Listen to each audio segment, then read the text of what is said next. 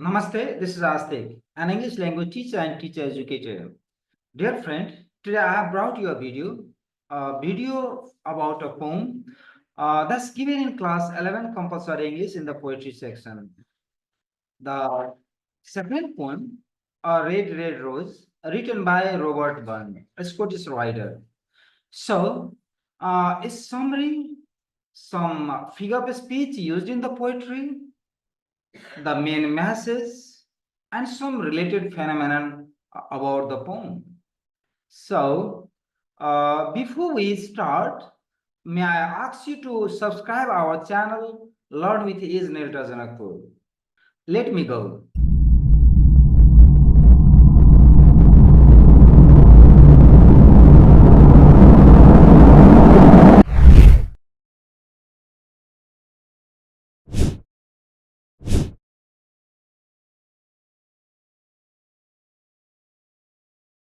So, before I talk about a poem, may I ask you to give it 2 minutes? Listen how the poem is recited.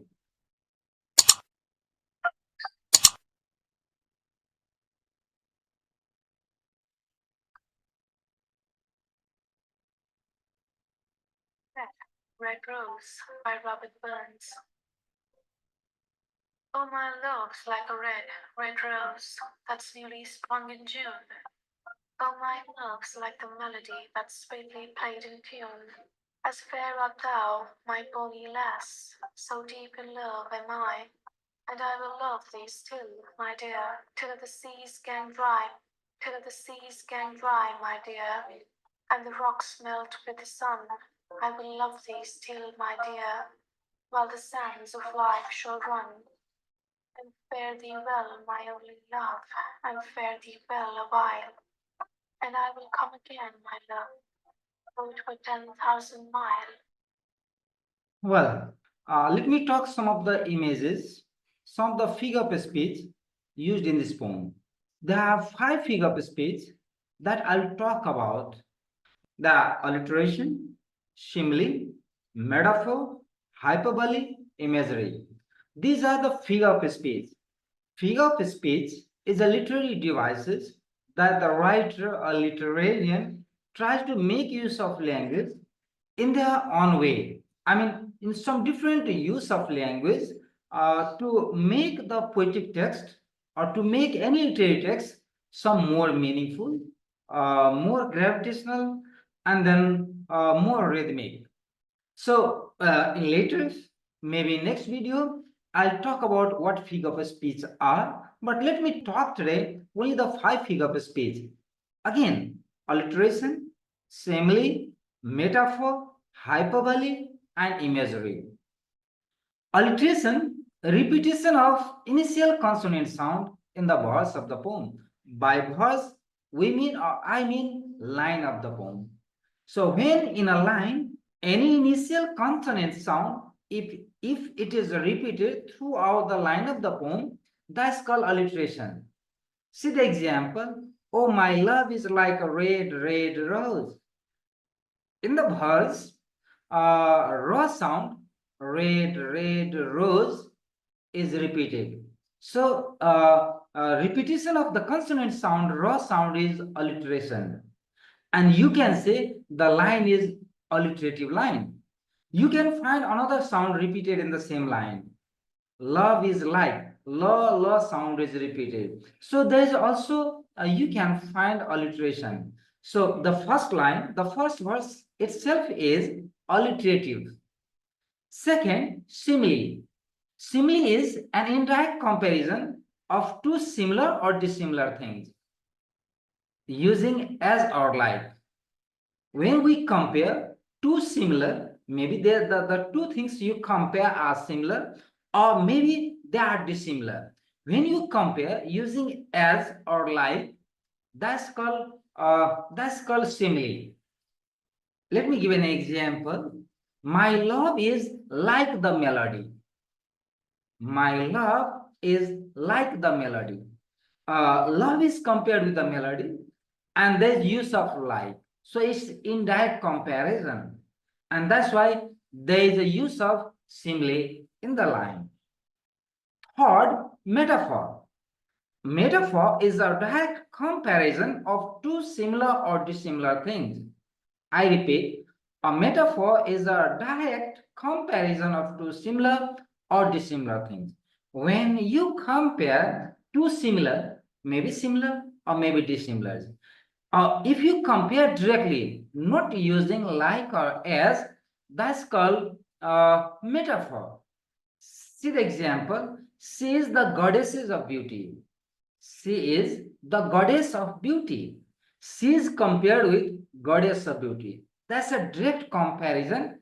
In fact, in reality, she cannot be goddess of beauty, but there's a comparison between she and the goddess of beauty, and that has been done directly. If we had she is like the goddess of, if we had the sentence like she is like the goddess of beauty, that would have been simile. But here we have example, she is the goddess of beauty. That means there is metaphor. Next, the next is hyperbole. Hyperbole is simply overstatement, over exaggeration. When you exaggerate while talking, we call it hyperbole. For example, you are my life. This is overstatement. This is an exaggeration. You can't be my life. Simply, you cannot be my life, but I tell here you are my life. So this is exaggeration. If you say, I am as strong as a hill, I am as high as mountain. So these all are example of hyperbole, right? You can find this kind of images, sorry, this kind of figures even in the advertisement, I mean the commercial world. The last figure of speech that I'm gonna talk is imagery. Imagery is a kind of mental image.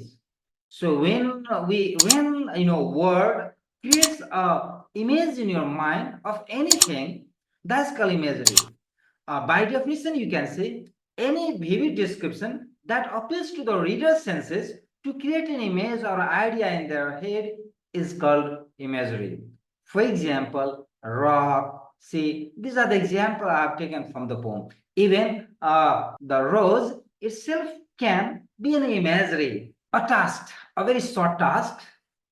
I have, just designed a task. It's a matching items. On the list, there are some sentences. On the right, the figure of speech are there. And your task is to match which represents or which relates to what. Which sentence on the left, represents a literary figure of speech on the right. The first example, my darling, I have not seen you for ages. My darling, I haven't seen you for ages. And we have four offs on the right. Is that metaphor? Is that hyperbole? Is that simile? Is that alliteration? What's that? I hope you understand. You have already discussed, and I've already told you when you exaggerate. See, you cannot say that. In fact, one cannot wait somebody for ages because human beings doesn't have that kind of age. They cannot live so long. So definitely the first example, the first sentence is the example of hyperbole. Second, you are my life. The same example I have talked in my previous slide. You are my life. You can be my life. But again, we have, discussed. I have compared you with my life. So that's a direct comparison. And that's metaphor. Say, the last example. You are as cool as cucumber. You are as cool as cucumber. As cool as cucumber. So I have compared you with cucumber. And in fact, that's not a similar, that is not a similar comparison, that is dissimilar comparison. But the comparison is made using an as. So previously, I have just said that when you compare two things, whether it's a similar or dissimilar, using as or like, that's simile. So this can be simile. Who is he? See the picture. I hope you understand and hope you can guess. Just guess yourself and tell yourself who he is. Again, next task. Refer to the book Red Red Rose. That's a poem. Page number 245. This is the page number given in compulsory English, class 11. You go back there, see, turn over the page and see the task. It's all about writers. Robert Burns, date of birth, fathers, year, why is year 1791 important, died in, that means year, death at the age, number of the stanza in the poem, number of verses, lines in the poem. So these all answer you can get if you turn it over, right? Okay, now let me explain. As I have said you, we'll talk summary also. We'll go explanation and interpretation of stanza by stanza, verse by verse. Yeah. So let me start with the first two line, first two verse of the poem, the first two verses. Oh, my love is like a red, red rose that's newly sprung in June. Oh, my love is like a red, red rose that's newly sprung in June. Sprung is bloom, right? Uh, in Hindi, you might have heard a song, Taza Taza Kali Khile Hain. Yeah, that's newly bloomed. So the poem opens with one of the most famous similes of all the time. Here, the first line, there is an example of simile. My love is like a red, red rose. Like a red, red rose. So there is a simile and there is a comparison. May I ask you, what kind of comparison is that? Is it similar or dissimilar? Obviously, that is dissimilar comparison because your love, the girl you love, cannot be like a rose. It's quite dissimilar thing. Again, our eighth writer has, the poet Robert Burns has made a comparison of his love, his lover, his beloved with red rose. Why red rose? Again, the question is why red rose? Red rose is the symbol of beauty. On this planet, as many types of flowers exist, red rose is called, or red rose is understood to be the most beautiful flower on this planet. So he says, or he compares, the poet compares his lover, his beloved with a red rose, because to him, his lover is the most beautiful, as a rose is. Second thing is, why there's repetition of red, red rose? So there's emphatically indication, indicative, I mean. So writer has emphatically emphasized the red rose. Though there exist different kind of roses, different color of roses, he's talking about the red rose because first thing, red rose represents beauty, extreme beauty, superb, without any flaw. Second is also the symbol of purity. That's why he has repeated a red, red rose. He emphatically compares his love with a red rose. That's why he says, oh, my love is like a red, red rose that's newly sprung in June. The speaker is trying to say his love is like a really red rose that's newly sprung in June. In other words, the speaker's love is like a flower that has just emerged from the ground. So something which has just got the beginning, you can understand its attraction, you can understand its its importance, you can understand its significance. So you know what that means? His love is new, fresh and young, right? Next, in the first stanza, there are four verses. First two we have learned, and the second two verses, oh, my love is like the melody. Again, there is a comparison, dissimilar comparison. He compares his love with the melody. Actually, this is also dissimilar because love can't be compared with melody. But again, he has tried to compare his love with melody. Melody is melodious music, which is sonorous, which is pleasant, which is magical, or which has magical qualities. Once you listen to the music you love, you get fainted. You get, you get the, extreme sense of happiness, utopia of happiness, you can say. So he compares his love with a melody. And there is also use of simile, right? That's sweetly played in tune. When you play the guitar and you produce the music, how pleasant your ear feels, your mind, heart, everything gets soothed. Yeah, so this has soothing qualities.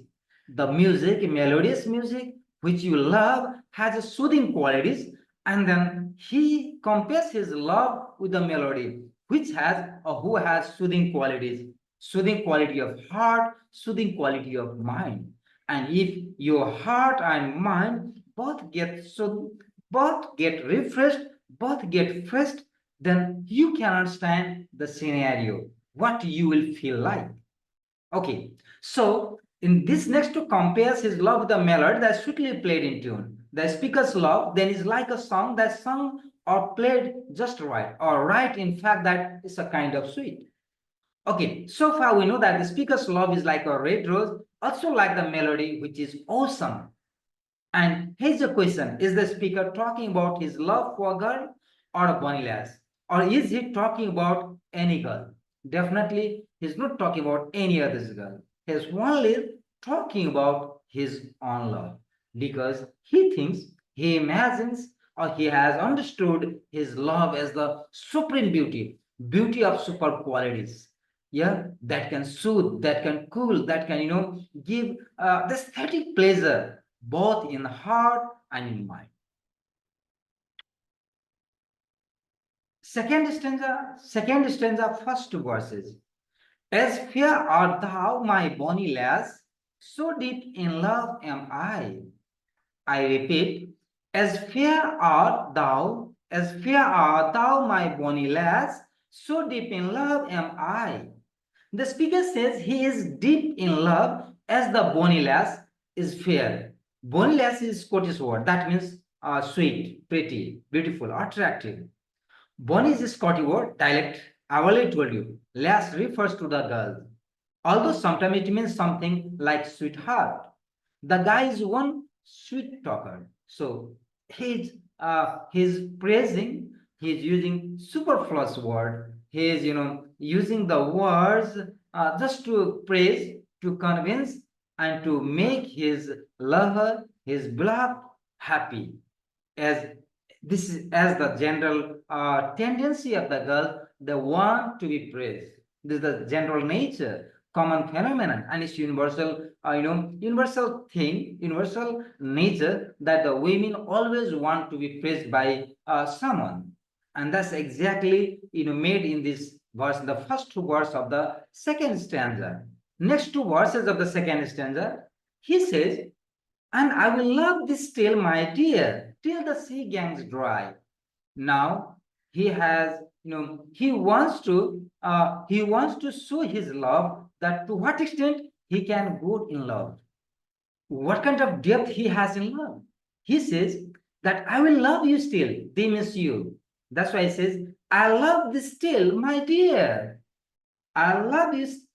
I love thee still, my dear, till the sea gangs dry, till all the sea gangs dry. Sea gang means the whole sea. He says, until the sea gets dried, until the water dries up in the sea, I'll not forget you. Right? What do you think? What figure of speech used here? Here, obviously, you can sense, you can understand the use of hyperbole. He cannot live until the sea dries out. That's virtually impossible. But he says, I promise, mind it, my dear, I promise you that I will live. I love you until the sea goes dry. Right? Again, he compares, till all the sea gangs dry, my dear, and the rocks melt with the sun. Till all the sea gangs dry, my dear, and the rocks melt with the sun. Yeah. See, again, there's use of hyperbole. He says, I love you until the sea go dries, until the water dries in the sea, which is not possible. Yeah, never, never, and never. But he wants to prove his love to his lover. He wants to show his, his craze about his lover. That what kind of crazy he is, what kind of craze he has got in his heart and mind for her. That's why he says, I love you until the sea dries out. I love you until the rocks will melt with the sun, with the sunlight, or sorry, sun heat. And that's not possible. The mountain, rock means the mountain that can't get melted or that can't melt with the sun heat. Never and never. But he says, I'll wait to you. Sorry, I'll wait for you until the rock will get melted by the sun heat. Yeah. So with a healthy dose of repetition, the speaker tells us again that he will love his bony lass until the sea gangs dry. He also tells us he will love her until the rocks will melt with the sun. So use of hyperbole, I have said you. Till is a shortened form of until, and we, we, is a shortened form of with. Like the sea going dry, it's unlikely that rocks are going to melt unless they get thrown into the volcano or a meteor strikes the earth. So the speaker is again emphasizing the fact that he will love her forever and ever, or at least until long after their lives are over. Very simply, in this life, there is no possibility of making entry of any other girl in his heart. Yeah, no entry. There's, you have heard one in this song, no entry. Again, I love thee still, my dear. I love thee still, my dear, while the sands of life shall run. Yeah, sands of life shall run.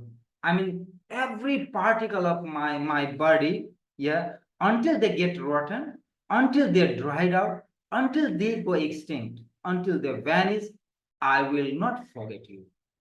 Yeah, again, the writer has repeated. Yet again, the speaker places that he will love his lass for a really long time, as long as he lives, to be exact. That's where the sands of life shall run comes in. It's an interesting phrase. It means while I'm still alive. So the metaphor is, hourglass or some other devices that measures time with the sand. So there also you can find, literary figure. I mean, the figure of speech that's made of. After all, we are thinking what the sound of this love's gift will probably run out long before the rocks might melt and the sea may burn. Next, and fare thee well, my only love, and fare thee well, my only love, and fare thee well a while. See, fare thee well, fair means beauty, pretty, attractive, thee means you, and well means, yeah, will means well, well. So you are really attractive, really beautiful, my only love. There's no anybody else.